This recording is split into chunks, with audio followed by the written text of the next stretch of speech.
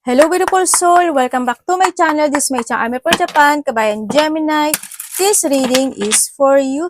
Tingnan natin na iyong natitirang araw. Bonus timeless reading. April 2026, vice versa tayo. Maraming salamat sa mga nagpa-personal reading. Kung gusto nyo na personal reading, all the details is in description below. General reading, energy reading tayo. Gemini, your energy.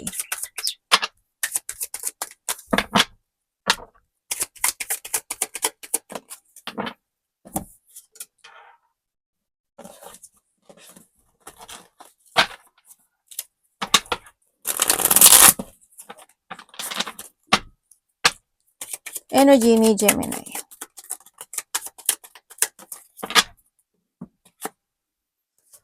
Okay. When it comes sa iyong energy, ang nakikita ko sa iyo dito is maaring iba sa inyo, may mga bagay kayo na gusto nyong magkaroon ng mga renewal o baguhin, parang nandun sa, may mga babaguhin ka, may mga aayusin ka, pwedeng nandun sa point na yon. Sa iba sa inyo is maaring magkakaroon ng mga thinking about traveling, mapag-uusapan, malayo o malapit yan, nandun sa point na yon. Andito yung point din, when it comes sa yung energy, is merong mga bagay na hindi ka makapag-focus o hindi mo muna pinupukusan o pwedeng pinagpapaliban mo o kaya naman nandun yung point mga bagay na hindi ka talaga makapagpasya ng tama o hindi ka muna makapag-desisyon, pwedeng may mga ganun, may mga nauudlot na sitwasyon o iniudlot o dinidelay o pinagpapaliban na sitwasyon. Pwedeng doon sa point na iyon Andito rin yung point na sa iba sa inyo is pagdating sa iyong energy is may mga bagay ka na parang lumalayo, hindi ko alam in what way, either lumalayo ka for a while for yourself or mayroon ka mga bagay nilalayuan, iniiwasan o inihihiwalay mo yung sarili mo sa iba, pwedeng naando sa point na yon. Yun na nakita ko sa iba ganun, no? Yun. Sa iba dito, may mga bagay lang na hindi kayo action, desisyon, makapagpasya sa ngayon. May mga manifestation ka na gustong gawin. May mga bagay ka na gusto mong baguhin, i-transform. Yan. Ayusin. Ilipat, mga ganyan. Tingnan natin ang inyong parating. Anong parating po kayo? May mga manifestation kayo dito, no? Yan. May mga manifestation kayo na gusto mong makuha o gusto mong ma-fulfill o gusto mong ma-achieve, mga ganyan.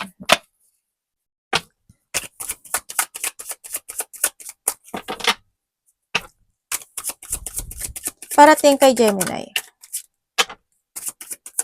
Uy.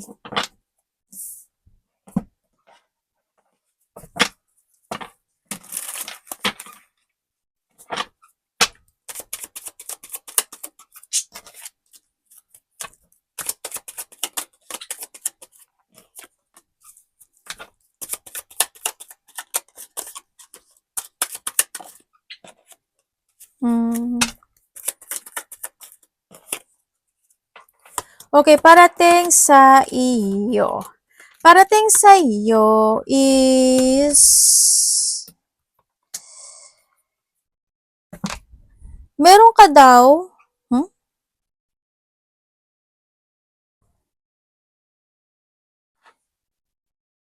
Sandali. May something dito sa card mo May hinihiling ka na gusto mo maganap o mangyari, pero pinag-iisipan mo ito, pero kasi may bagay na kailangang gawin. Nagkakaroon ka nga ng delay. May dinidelay ka o may madidelay sa'yo. Yun na nakikita ko sa'yo dito. And then also dito is may babae akong nakikita, babae o lalaki something.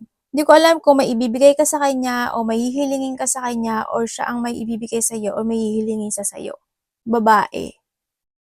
Tapos dito, meron din ako dito nakikitang babae na masama. Hindi ko alam kung sino yung babaeng masama. Siguro magkakaroon ng medyo, basta masama yung babae na ito, no, na nakikita ko dito. Maaring itong babae na to medyo siya, either materialistic or talagang masama lang talaga yung ugali nito, no, sa iba. Kumbaga, minsan siguro direct siyang magsalita, masakit siyang magsalita, na pwedeng siya, isa yon yung babae na yon na nakapagbibigay sa'yo ng feeling emotion or kalungkutan. Yun ang nakikita ko ha, sa iba sa'yo. Hindi ko alam kung sino yung babae na to. Baka kaaway mo o baka kung ano-ano yung mga nasasabi sa'yo, 'di ba? Yun. And then also, habaan mo na lang yung pasensya mo 'no, at saka umiwas ka na lang din ano, sa iba sa inyo pagdating sa mga ganong sitwasyon kasi wasting time, alam niyo yun. And then also, meron ka daw mare-receive. Either gift, love, pera, o tulong. Or vice versa. No? Pwedeng nandun sa point na yon. Andito rin yung point na merong lalaki na may lalaki kasi, hindi ko alam kung yung lalaki na yon is same doon sa babae na parang may maibibigay siya or may hihilingin siya sa'yo. Parang pwedeng isa yung lalaki na yun, ano? Or ikaw sa kanya. Andito rin yung point na may traveling eh. Iba dito siguro magkakaroon ng mga departure situation or traveling. Yun ang nakikita ko dito. Meron ka daw iniisip na gusto mong gawin o gusto mong matapos. At yung point na yun is merong babae or may tao na makakatulong sa'yo para ma-receive mo yung achievement and fulfillment daw na yun. Well, babae man siya o lalaki, pero merong tao, yung naiisip mo yun, may tao daw na makakatulong sa'yo doon.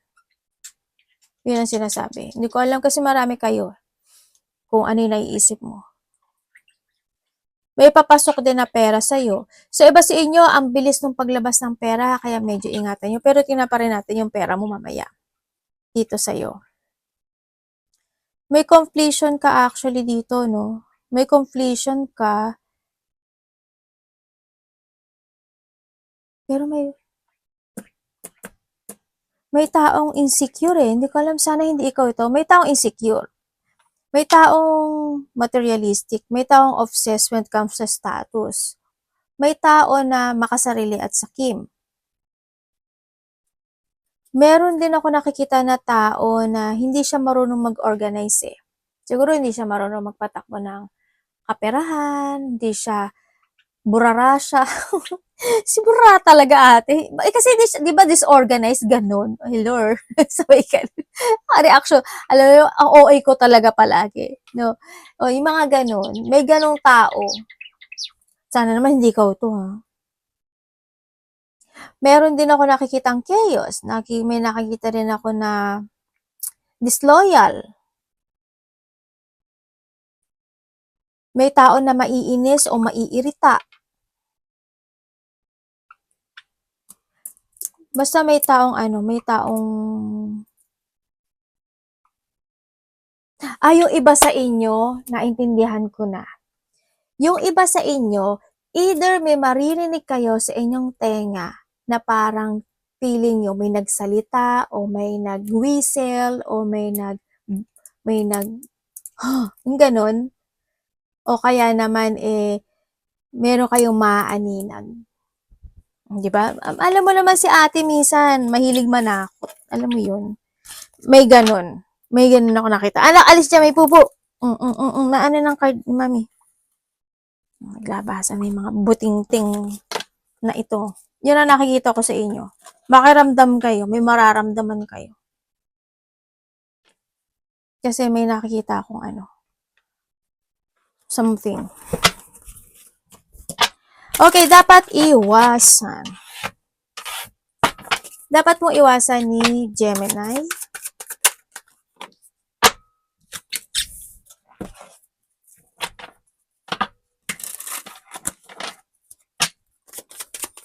May taong masamang espiritu. May masamang espiritu.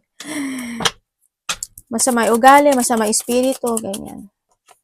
Dapat iwasan ni Gemini.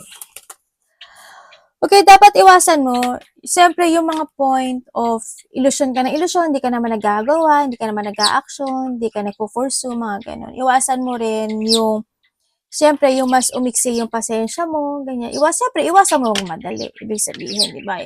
Magplano ka, iwasan mo madaliin ang mga bagay-bagay. Mag-trust ka daw sa intuition mo.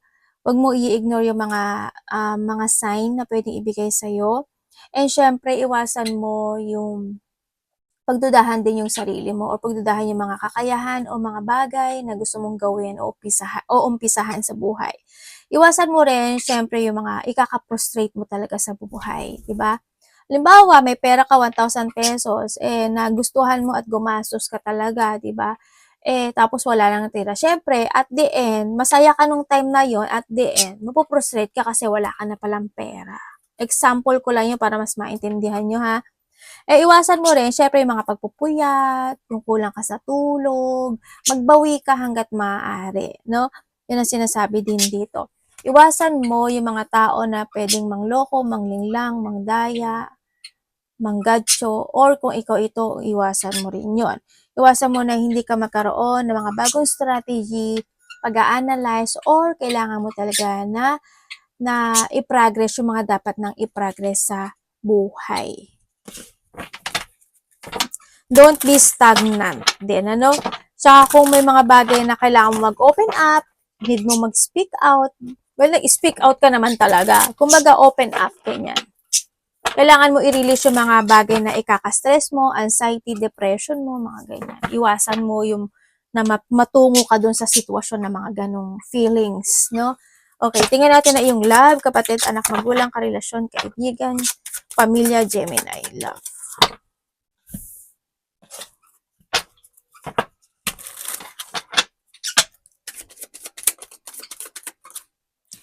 When it comes sa,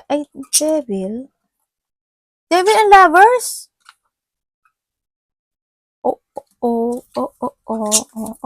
Na naman si ate. Ganun talaga. Tingnan natin. Okay, kung kayo is single. Kung kayo is single, is may tao na may lihim na nararamdaman sa'yo. Yun. Maaaring stagnant siya at hindi siya makapagsalita. Or ikaw ito sa kanya. Sa mga nagkahiwalay naman, yes, nagkaroon ng paghihiwalay. Kasi there's a third party. O nahandun talaga yung point na naglihim ang isa. Or pwede ikaw rin kasi yung third party. Nagkaroon ng pagmo-movement, handun din yung point na isa sa inyo is mas may edad. O nahandun yung point na nagkaroon ng resetting, nagbalikan, resetting. Parang naging, alam mo yan, ang naging point nyo kasi is balikan. Parang ganun. Naging ganun yung connection. And then, kung kayo naman is may third-party relationship. Kung kayo is may third-party relationship, oo, meron. Meron talaga. May distraction. Kasi hindi na rin man kayo tsaka malihim kasi yung isa sa inyo. Handun din yung point na ang isa kasi sa inyo, mas gusto niya kasi na sinusuportahan siya. Mas gusto niya kasi na iniintindi siya. Yun ang nakikita ko sa connection na to, ha. Pero nasa sa'yo to. Kung mag-i-stay ka or hindi. Ate, magbabago ba siya? Magbabago ba siya? Hindi. Hindi. Kasi madali itong maakit or ikaw ang madaling maakit. Kung wala naman kayong third-party relationship, may mga times daw na isa kasi sa inyo, makasarili at sakim. Or isa sa inyo is may mga time na magiging toxic talaga, may mga time na pwedeng nag-aaway, nagsisinungaling, nagkakaroon ng mga disappointment, mga ganun. May mga time na magiging ganun kayo or ganun na talaga kayo. Yun ang nakikita ko sa iba sa iyo. But still, nandun naman kahit paano, nagkakaroon naman din kayo ng pagsasaayos, kasi very supportive naman din talaga yung isa, supportive, understanding, and giving. Kumbaga, nandun yung isa sa inyo, nandun yung deep feelings ng isa, sa nakikita ko dito. Talagang nagbibigay talaga siya ng effort, ng hard work pagdating dito sa connection na to. Kahit minsan nagkakaroon talaga kayo ng mga disappointment sa bawat isa, or siya ito sa iyo or ikaw sa kanya. Pero still, 'di ba? At least hindi man kayo same pages. Yung isa mahaba talaga yung pasensya niya. Walang nagtataasa ng pride kumbaga. Mas good 'yun. Kasi yun nga lang, mas masakit sa isang parte kasi parang siya na lang palagi ba kailangan umintindi, kailangan ba ako na lang palagi magbigay ng pasensya, yun nga lang, no. Siyempre, ano lang din, minsan mag-open up din kayo kapag may mga ganyang sitwasyon. Kasi magkakaayos naman din kayo. Yung isa sa inyo dito feeling stuck and feeling trapped, hindi ko alam in what way. Siguro may mga past situation maybe na nai-stuck siya doon. Pwedeng may mga problema or may mga situation of distraction, pwedeng nandun. Tingnan natin ang iyong money, Gemini. Money po ni Gemini Universe. Medyo malihim yung isa sa inyo.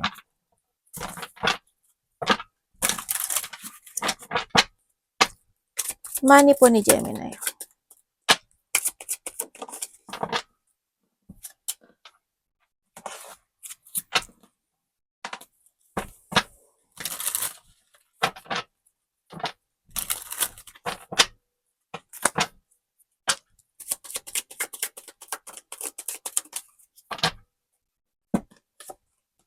Uy, ganda oh. 10-10. And the King of Pentacles. Wow. Okay, pagdating sa iyong money, yes, there's a completion situation happening to your life. Ibig sabihin is, merong sitwasyon na matatapos or magkakaroon na ng pagsasaayos. Kumbaga, mas magiging maganda yung situation this time. Meron na kayo marireceive. Malaki man siya o maliit, but you were receiving something. Magdadagdag ako ng ibang may nakikita ako, ibang messages. May nakikita ako na magpapagawa ka ba ng bahay, building, apartment, or bibili ka, or magpapa-renovate ka. Parang may nakikita kasi akong ganun, or maglilipat ka. Kasi basta may bahay ako nakikita.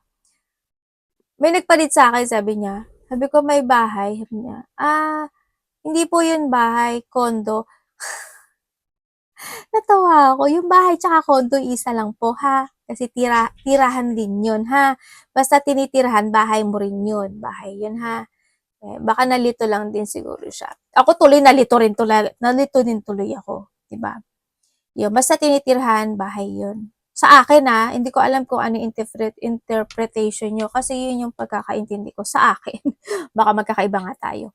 Yun, may nakikita akong gano'n. So, welcome sa iyong pera. Stable naman yung pera mo kahit paano sa nakita ko dito. Pwede rin naman na may nagbibigay talaga sa'yo, diba, your family, or na, may mga ipon ka maybe sa iba na doon sa point na yon, or baka naman may sinusuportahan ka pagdating sa pera. Sabi ganun no? Yon ang money mo. Yes, when it comes sa money, there's a material success, wealth, prosperity ang nakikita ko sa iba sa inyo. Pwede rin na doon sa point, may mga pag-uusapan kayo related to your mga mana, bahay, lupa, mga ganyan. Territorial, baka may mga pag-uusapan kayo related doon, Dito rin sa money mo, sa iba sa inyo, kasi we have the justice din kasi, handun yung sinasabi na mas kinakailangan mo daw na mas maging responsable this time pagdating sa iyong kaperahan. No, ang sinasabi dito, kumbaga, kailangan mo daw magkaroon ng balancing and control sa pagmamanage ng iyong pera sa iba sa inyo. Yun ang sabi. Medyo iwasan mo na lang din yung bili-bili, 'di ba? O may mga situation na nagiging mali, itama, aksyonan, mga ganong sitwasyon, no?